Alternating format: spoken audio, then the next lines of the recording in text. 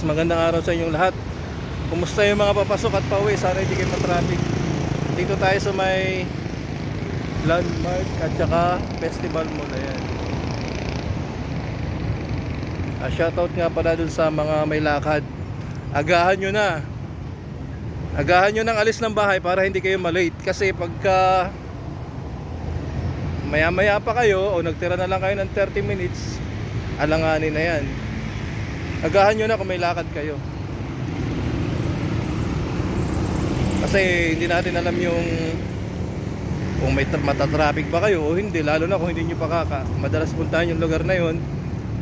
Ay kung madalas naman at kabisado nyo na, okay lang. Pero minsan may traffic pa rin. Shoutout sa inyo.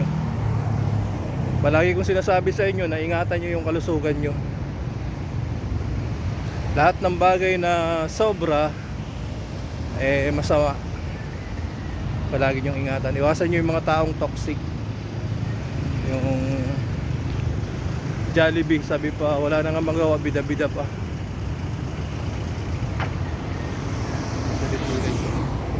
Yan. Tignan nyo naman guys, ang ganda.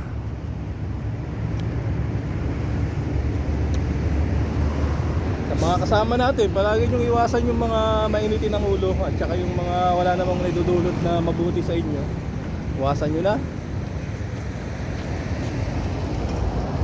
Doon tayo sa makakabili tayo ng bigas.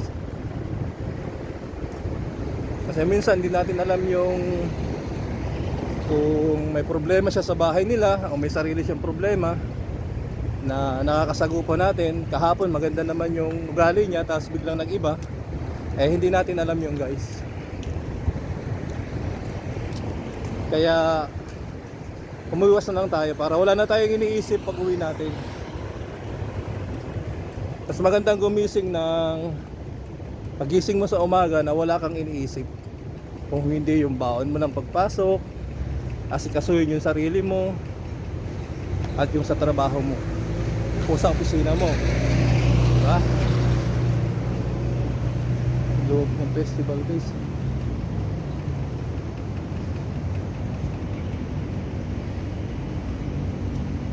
Sarap pamasyal. Ito yung mall na simple lang pero ang luwag, ang laki. Diba?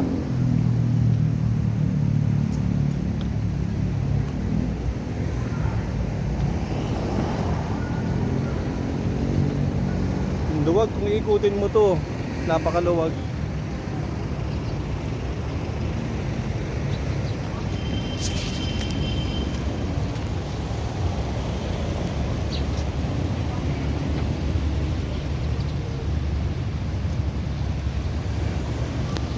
Okay guys, follow up ko na lang kayo. Iikot pa tayo doon sa kabila mamaya bago pupunta tayo ng festival.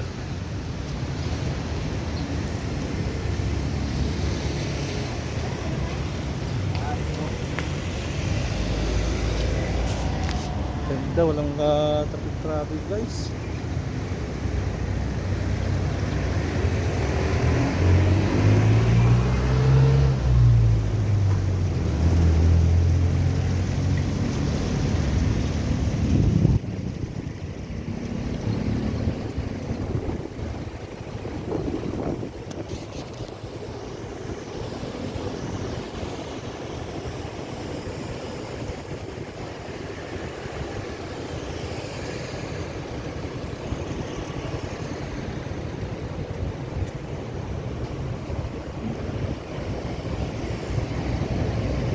Okay guys, dito na tayo.